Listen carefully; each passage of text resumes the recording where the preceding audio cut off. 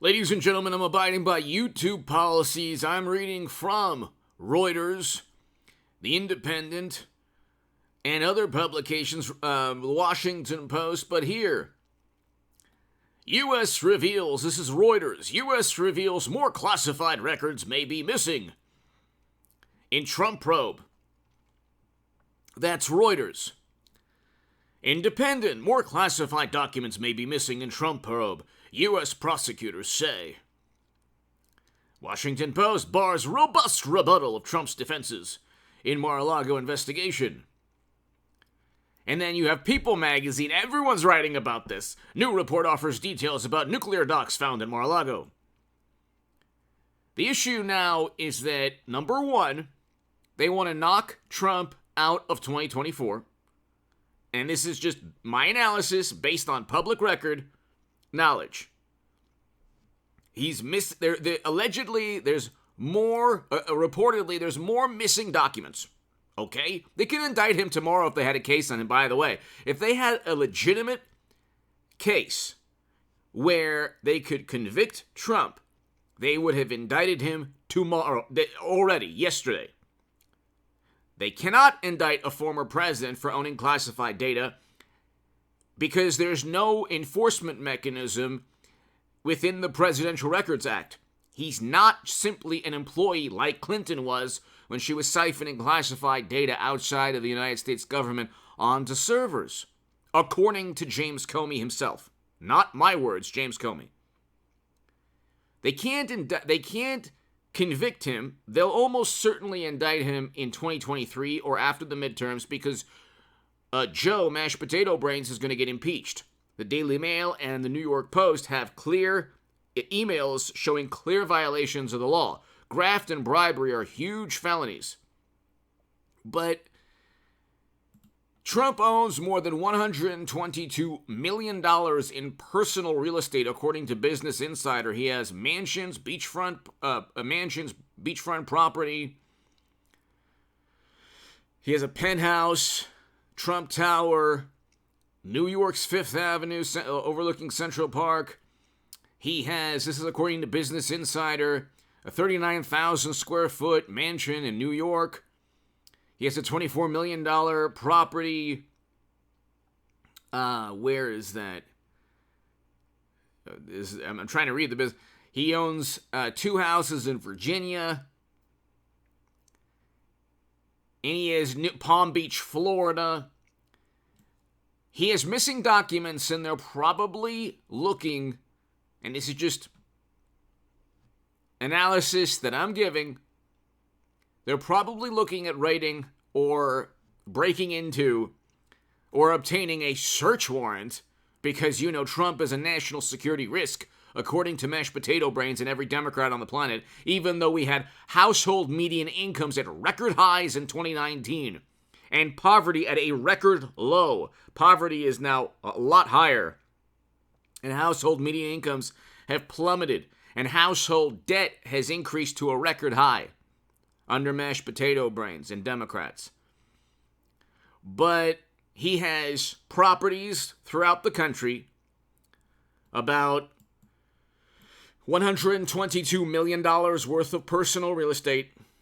There's articles now saying there's more classified records missing. By the way, hit subscribe to this channel right now. Not many people are talking about this, and this is something that I want people to kind of understand. They're going to throw everything, including the kitchen sink, at this man, and they're going to elevate the hysteria to absolute maniacal, apoplectic, even more hysterical proportions. What we've seen the past 6 years, unfortunately, is probably nothing compared to what we will see. But he has over $122 million in personal real estate throughout the country. He allegedly has missing documents. You do the math on that. According to Reuters and The Independent, other publications, he has missing documents. They don't have all the documents, don't you understand? And that gave them, interestingly enough, it gave Republicans or Trump Republicans a short-term boost, because anything they do to Trump, he's like the Obi-Wan Kenobi of politics. The more they go after him, the better it is for Trump and Trump Republicans. You're seeing right now Herschel Walker defeating Warnock in polls.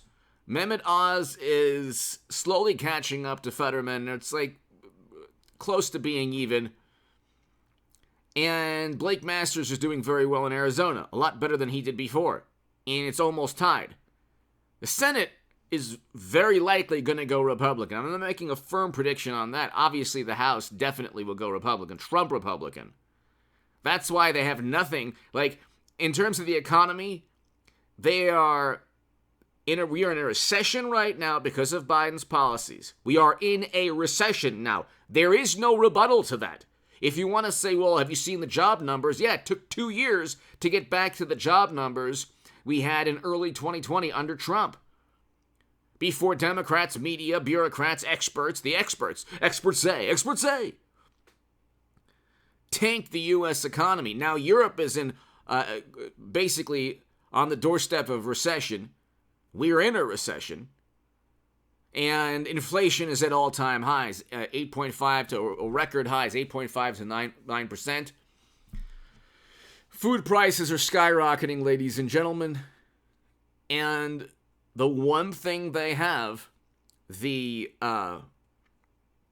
obsession of Democratic politics. Trump is the white whale of Democratic politics. They're going to do everything to get this man. And they're actually benefiting from prolonging the indictment. They know that Joe's going to get impeached, and Hunter will either get a plea deal or indicted, probably a plea deal.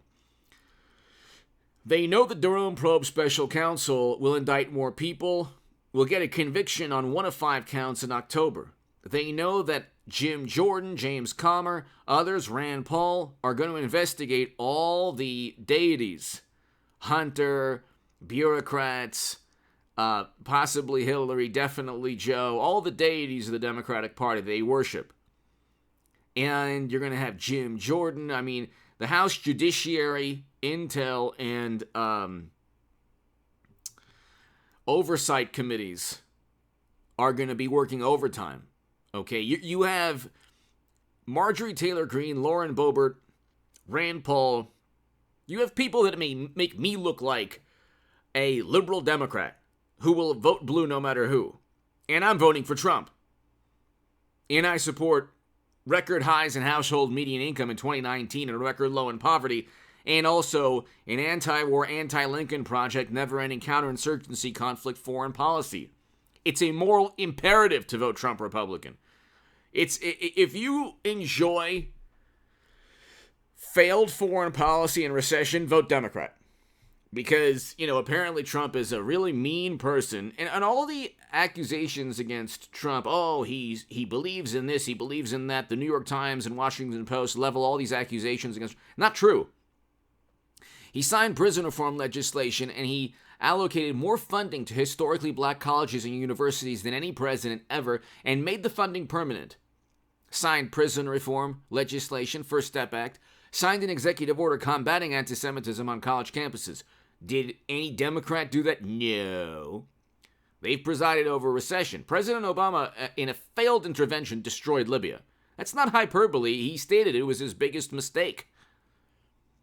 So you can't say that he didn't acknowledge what a catastrophic failure that was. Nothing close to that took place during Trump's presidency. Yet every day the Helsinki conference was, according to Joe Scarborough and others and MSNBC and the media and Democrats, was worse than Pearl Harbor. I mean, that's where their minds are at. They will not stop. I mean, they want Trump out of 2024. And you're talking about a concerted effort. So they'll get the Federal Bureau of Investigation. 10 minutes into this, they'll get the Federal Bureau of Investigation to go into almost certainly. It's my hunch. I have no knowledge, and I'm just speculating on what's likely going to happen. He has other properties. He has hotels. They'll raid those properties and hotels. It'll get people to say throughout the country, oh my God, people will say two things. Most people will say, wow, this is a tremendous overreach. And this is one political party utilizing government to go after their direct political rivals. All the projection, when they accuse Trump of going after his direct political rivals, it's really them going after Trump, Trump fighting back, he's a counterpuncher, fighting back, and oh my God, they don't like when they're treated in the manner they treat Trump. So they can't stand that. And so when Trump reacts in a reciprocal manner, oh my God, end of the world. Oh, he's a tyrant and authoritarian. Well, what about what you're doing? Always engage in whataboutism with Democrats. It used to be called hypocrisy, but it used to be called pointing out hypocrisy, but they redefine words all the time because they can't actually form a logical, rational argument using the English language, so they have to redefine words in this liberal sensibility-infused doublespeak, where they say, oh, what about ism? See how wonderful that word is? No, it's called hypocrisy. You set up and framed an incoming Republican president with an outgoing Democratic Party administration. You said, oh, it's purely apolitical. Yeah, right. You would never stand for that. You didn't even wait 2 seconds to condemn the judge that ruled in favor of Trump the other day for a special master. Not even 2 seconds. Oh, who is this judge? This is horrible. This is terrible. There goes respect and trust for our democratic institutions. My God, the hypocrisy. You're talking about the greatest hypocrites, and Hunter and others, criminals as well, that we've ever seen in this country. The problem is that the average Democratic voter doesn't see any of this because they don't know, for example, that a Democrat in Nevada very likely ended the life of a journalist. It's reported as local official. It's not reported as Democrat, it's local official. Ah, okay. Local official, huh? Could the local official be a Democrat? If it was a Trump Republican, if it was Marjorie Taylor Greene, oh my God, Rand Paul, oh my God, he ended someone's life. Trump. We can't. You know what? Nobody can say the word Trump. If you say the word Trump, it's a big problem. And social media algorithms, I mean, there'll probably be a day where Trump is not, you can't say the word. He who shall not be named. It's just that you'll have to say Orange Man or, the giant orange hairdo or something. I mean, and still half the country will choose, almost half the electorate will choose Orange Menace, Cheeto Mussolini, according to Democrats. I mean, he's pretty much banned on every platform. You can't really hear his speeches anywhere. Twitter is constantly suspending the New York Post 2 years ago, everyone around Trump. The Federal Bureau of Investigation is going after Trump. Everybody from the Washington Post to Jimmy Kimmel to Vanity Fair, Esquire, Late Night, Hollywood, New Yorker, The Atlantic. I mean, the entire business, corporations, Major League Baseball moving its All-Star game. I mean, it's like he's being investigated by Democrats in Georgia, New York, D.C., the federal government, Merrick Garland, and still he's getting almost half the electorate. And still polls say, even if indicted, they want Trump. Republicans want Trump, even indicted. And it's like they can't stop the man. Because not only are they hypocrites, we're in a recession with a terrible foreign policy, and everybody knows this. And so you found a person who never did anything noteworthy in his life in terms of politics. Mashed potato brains was a man who just basically sided with whatever was popular and lied throughout his life far more than Trump. I mean, they say that Trump lies. His greatest lies, go look up Trump's lies on CNN or his greatest lies. It's a joke compared to secret servers running classified data outside the U.S. government, 30,000 emails deleted, And I want a Hillary Clinton, Donald Trump 2024. This channel, ladies and gentlemen, is going to grow because I use public record, reputable sources, and give my analysis on a number of topics important to a lot of people, important to myself. I think the trajectory of the country is important to a lot of people, and I would like to have a great economy and a great foreign policy. The antithesis of Lincoln Project foreign policy is what drives me. That's why when people say, how'd you go from Bernie Sanders to Trump? It's like, well, read my Federalist article, first of all. I swear to God, I have friends that I've given the article to, they still haven't read it. They still have. It's like impossible. This is why. This is how you go from Trump to Bernie Sanders. You want a great economy, but mainly you want a foreign policy that opposes never-ending counterinsurgency conflicts. The most evil, destructive, counterproductive, immoral foreign policy is one that allows counterinsurgency conflicts. And what I just said right now reached a frequency that Democrats can't hear. You know, like you just they didn't hear what I just said. You could play, if you're a liberal, wonderful, morally superior liberal Democrat, play that back, you won't hear it. It's impossible for Democrats to understand that because they can't possibly fathom why anyone would vote for Trump. They can't even acknowledge that somebody could vote for Trump. It's impossible. But if you want a foreign policy that opposes Lincoln Project foreign policy, terrible, terrible, never-ending counterinsurgency conflicts that they've created for the past 20 years. It's a moral imperative to vote for Trump because he didn't do that and he opposes that. And by the way, the Lincoln Project opposed marriage equality. For all the liberals, like if you are a morally superior liberal who retweets the Lincoln Project, you possibly are one of the great imbeciles in the country today. Because you're dealing with people who are far more destructive than anything you think Trump has been accused of. We had a great economy, fact, under Trump. Like, there is no rebuttal. You can say, oh, he's corrupt, he's a liar. That's not true, but if you think that because of the hysteria among media, they haven't indicted him yet, so you can't say he's a criminal. You can't even name a crime he committed, and if he committed a crime, believe me, they would have indicted him. But it's not like they're covering up for him with social media algorithms or Hunter or, you have liberal Democrats everywhere covering up and not even talking about crimes that Democrats commit, for example, in Nevada. But you have a situation where Trump it's like an obsession. He's basically an obsession of Democrats. And getting back to the theme of this segment, they're not going to stop until they indict him or until they do everything possible to insult and demean him and disrespect him. And that's their main goal in terms of a political sense. If you look at Real Clear Politics, he's still up 0.8 points without any media coverage benefiting him.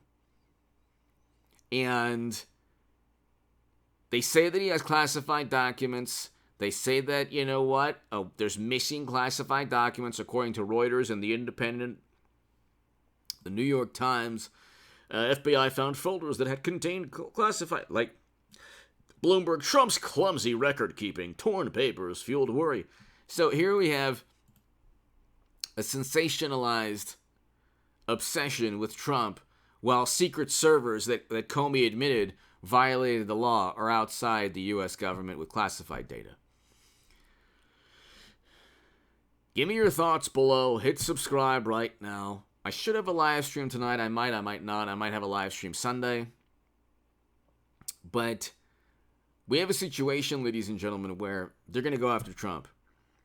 And they're going to try to knock him out of 2024. It ain't going to work. And what's going to happen is you're going to have Trump actually benefit from an indictment or further raids. Give me your thoughts below. And they'll almost certainly go after other properties because, of course, he has missing documents. He was former president in negotiating the return of the documents. So he wanted a library. It was basically the FBI gave him a thank you note, but you know what? He's a menace to national security. Much better to have Hunter with bribes and kickbacks and graft and obvious pay-to-play schemes, quid pro quo schemes, my God almighty, where foreign policy was indeed altered. But you know what? It's all about Trump. It ain't going to work, though. Give me your thoughts below. Hit subscribe right now. I'll be here in a couple of hours. Subscribe also to H.A. Goodman's other channel and the Stock Market Crash channel, to my Patreons, my new Patreons. I can't thank you enough. Thank you so much. If you enjoy my voice, you like this channel, you like my viewpoints or my analysis, Patreon support is greatly appreciated. And also, super thanks. I cannot thank you enough. My super thanks to the super thanks. Thank you so much. Give me your thoughts